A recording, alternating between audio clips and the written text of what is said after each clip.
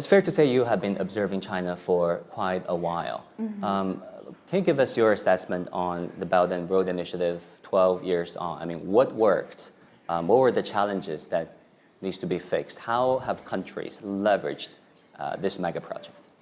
I think the BRI is best understood as the world's largest and fastest experiment in global development.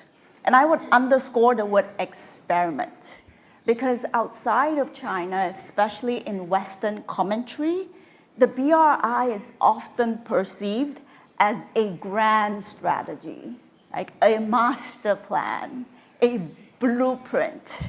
And the underlying assumption behind that kind of perception is in turn the understanding that China must be centralized, and every decision coming out of China must be exquisitely planned. But when the BRI is being perceived as a master plan, the problem is that when issues arise, when debts are not paid, for instance, it is assumed that China is making these mistakes deliberately. And that is how the meme debt trap diplomacy gained global traction.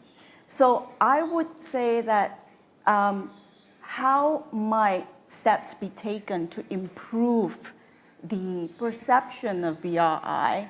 I would suggest that it goes back to a phrase from President Xi, which is telling China's story well. And in my own work, I would say that you can think about the BRI as a global version of directed improvisation. Or you can say directed adaptation. A directed adaptation means that the top directs, it doesn't dictate, it sets broad directions about the goals and the visions, and the actors on the ground, the bottom, they're the ones doing the improvisation and the adaptation. So it's the combination of this top-down direction and bottom-up adaptation that produces a diversity of models within China, regional models, and in the BRI, actually many models of cooperation between China and various different countries.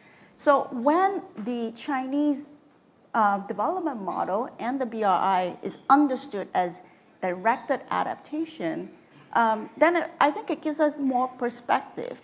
Well, first of all, we realize that even in Western-led global development, mistakes, failures, and misadventures happen. It's not unique to China.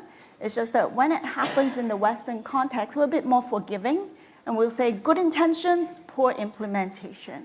Right?